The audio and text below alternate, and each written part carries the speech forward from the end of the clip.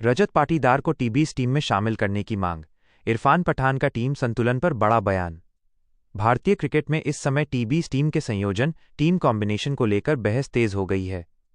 हालिया मुकाबलों में भारतीय टीम के बल्लेबाजी क्रम में कई बदलाव देखे गए हैं, लेकिन एक खास पहलू जिसने विशेषज्ञों का ध्यान खींचा है वो है टीम में बाएं हाथ के बल्लेबाजों, लेफ्ट हैंडेड बैट्समैन की बढ़ती संख्या। पूर्व भारतीय ऑलराउंडर इरफान पठान ने इस विषय पर खुलकर अपनी राय रखी है और मध्यक्रम के मजबूत दाएं हाथ के बल्लेबाज रजत पाटीदार को टीम में शामिल करने की जोरदार वकालत की है। इरफान पठान का मानना है कि बाएं हाथ के बल्लेबाजों की अधिकता के कारण टीम का रणनीतिक संतुलन बिगड़ रहा है, जिससे विरोधी कप्तानों को अपने गेंदबाजों, विशेषकर ऑफ स्पिनर्स का इस्तेमाल करने में आसानी हो रही है। ऐसे में रजत पाटीदार जैसे तकनीक और आक्रामकता से लैस दाएं हाथ के बल्लेबाज को मौका देना समय की मांग है। बाएं हाथ के बल्लेबाजों की अधिकता और टीम का असंतुलन। क्रिकेट के सबसे छोटे प्रारूप टी20 में लेफ्ट राइट कॉम्बिनेशन, बाएं और दाएं हाथ के बल्लेबाजों की जोड़ी को बेहद खतरनाक माना जाता है। इससे गेंदबाजों को अपनी लाइन और लेंथ बार बार बदलनी पड़ती है और विरोधी कप्तान के लिए फील्डिंग सेट करना मुश्किल हो जाता है। हालांकि भारतीय टी20 टीम में पिछले कुछ समय से शीर्ष और मध्यक्रम में बाएं हाथ के बल्लेबाजों की बाढ़ सी आ गई है। यशस्वी जायसवाल, अभिषेक शर्मा, ऋषभ पंत, शिवम दुबे, अक्षर पटेल और रिंकू सिंह जैसे खिलाड़ियों की मौजूदगी से टीम का बल्लेबाजी क्रम काफी हद तक एक तरफा, लेफ्ट हैवी नजर आने लगा है। इरफान पठान का तर्क और रणनीतिक चिंताएं। इरफान पठान ने इसी बिंदु को रेखांकित करते हुए कहा कि जब आपके पास लगातार कई बाएं हाथ के बल्लेबाज होते हैं तो विरोधी टीम मैच पर नियंत्रण बना लेती है। इसके मुख्य कारण निम्नलिखित हैं। ऑफ स्पिनर्स का बढ़ता प्रभाव। आधुनिक टी20 क्रिकेट में ऑफ स्पिन गेंदबाज बाएं हाथ के बल्लेबाजों के सामने बेहद प्रभावी साबित होते हैं, क्योंकि गेंद उनके लिए बाहर की तरफ निकलती है। मैचअप्स का नुकसान। विपक्षी कप्तान आसानी से अपने मुख्य ऑफ स्पिनर या दाएं हाथ के लेग स्पिनर के ओवर बचाकर रख सकते हैं और भारतीय मध्यक्रम पर दबाव बना सकते हैं। पिच की स्थिति। टर्निंग या धीमी पिचों पर जहां गेंद ग्रिप करती है वहां एक ही शैली के बल्लेबाजों का लगातार खेलना टीम के लिए आत्मघाती साबित हो सकता है। पठान का मानना है कि टीम को इस एकतरफा दृष्टिकोण से बाहर निकलना होगा और मध्यक्रम में एक ऐसे दाएं हाथ के बल्लेबाज को लाना होगा जो स्पिन और पेस दोनों को समान रूप से खेलने में सक्षम हो। रजत पाटीदार ही क्यों है सही विकल्प? मध्य प्रदेश और आईपीएल में रॉयल चैलेंजर्स बेंगलुरु आरसीबी के लिए खेलने वाले रजत पाटीदार ने घरेलू क्रिकेट और आईपीएल में अपने प्रदर्शन से सभी को प्रभावित किया है। उन्हें भारतीय टी20 टीम में शामिल करने के पीछे कई ठोस तकनीकी और रणनीतिक कारण हैं। 1. स्पिन गेंदबाजी के खिलाफ बेजोड़ महारत। रजत पाटीदार की सबसे बड़ी ताकत स्पिन गेंदबाजों के खिलाफ उनका आक्रामक और निडर रवैया है। जहां कई आधुनिक बल्लेबाज स्पिनर्स के सामने संघर्ष करते हैं या केवल सिंगल डबल पर निर्भर रहते हैं, वहीं पाटीदार क्रीज का बेहतरीन इस्तेमाल करते हैं। उनके पास स्पिनर्स के खिलाफ कदमों का इस्तेमाल करके सीधे छक्के लगाने की गजब की क्षमता है। 2. मध्य ओवरों मिडिल ओवर्स में रन गति बनाए रखना। टी20 क्रिकेट में 7 से 15 ओवरों के बीच का समय सबसे महत्वपूर्ण होता है। इस दौरान अक्सर टीमें विकेट बचाने के चक्कर में धीमी हो जाती हैं। पाटीदार इस फेज के विशेषज्ञ खिलाड़ी हैं।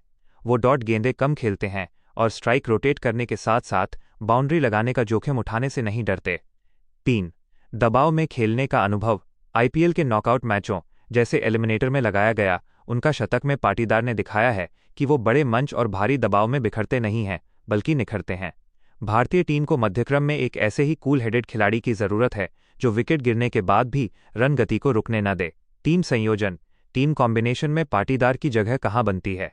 यदि रजत पाटीदार को भारतीय टी20 टीम में शामिल किया जाता है तो सवाल उठता है कि वो किस नंबर पर खेलेंगे और किसकी जगह लेंगे।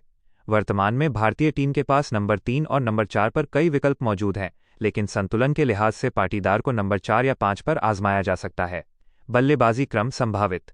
खिलाड़ी की शैली। भूमिका नंबर 1 बाएं हाथ का बल्लेबाज, आक्रामक ओपनर। नंबर 2 दाएं हाथ का बल्लेबाज, एंकर अटैकर। नंबर 3 दाएं हाथ का बल्लेबाज, स्थिति के अनुसार नंबर 4/5। रजत पाटीदार दाएं हाथ, स्पिन हिटर और मध्यक्रम के नियंत्रक।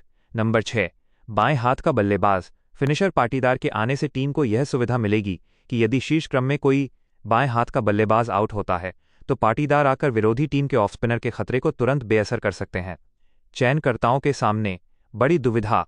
इरफान पठान की ये सलाह रणनीतिक रूप से जितनी सही लगती है, चयनकर्ताओं के लिए इसे लागू करना उतना ही चुनौतीपूर्ण है। भारतीय टीम प्रबंधन इस समय युवा खिलाड़ियों को तैयार करने ट्रांजिशन फेज की प्रक्रिया में है। युवाओं को लगातार मौके देना। टीम प्रबंधन शिवम दुबे, तिलक वर्मा या रिंकू सिंह जैसे बाएं हाथ के खिलाड़ियों को लंबा रन देना चाहता है ताकि वे अंतर्राष्ट्रीय स्तर पर पूरी तरह स्थापित हो सकें। अनुभवी बनाम युवा। रजत पाटीदार की उम्र और उनका घरेलू अनुभव उनके पक्ष में जाता है, लेकिन चयनकर्ता कभी कभी भविष्य को देखते हुए कम उम्र के खिलाड़ियों को प्राथमिकता देते हैं। हालांकि टी20 विश्व कप जैसे बड़े टूर्नामेंटों को ध्यान में रखते हुए फॉर्म और कौशल को उम्र से ऊपर रखा जाना चाहिए। विशेषज्ञों का मानना है, क्रिकेट में केवल फॉर्म मायने नहीं रखती, बल्कि मैचअप और रणनीति भी उतनी ही जरूरी है। अगर विरोधी टीम के पास 2 बेहतरीन ऑफ स्पिनर हैं, तो आप मैदान पर 4 बाएं हाथ के बल्लेबाज नहीं उतार सकते। पाटीदार इसी कमी को पूरा करते हैं। निष्कर्ष, क्या पाटीदार को मिलेगा मौका? पूर्व ऑलराउंडर इरफान पठान द्वारा उठाई गई मांग केवल एक खिलाड़ी का पक्ष लेने के बारे में नहीं है, बल्कि ये भारतीय क्रिकेट टीम की रणनीतिक दूरदर्शिता पर एक महत्वपूर्ण टिप्पणी है। क्रिकेट के आधुनिक युग में, जहां हर टीम डेटा और मैचअप के आधार पर योजनाएं बनाती है, वहां भारतीय टीम को अपनी कमजोरियों को छिपाना होगा। रजत पाटीदार के पास वह क्षमता है जो भारतीय मध्यक्रम को अधिक लचीला, फ्लेक्सिबल और खतरनाक बना सकती है। स्पिन के खिलाफ उनका शानदार रिकॉर्ड और दाएं हाथ का बल्लेबाज होना उन्हें वर्तमान भारतीय टी20 टीम की पहेली का मिसिंग पीस बनाता है।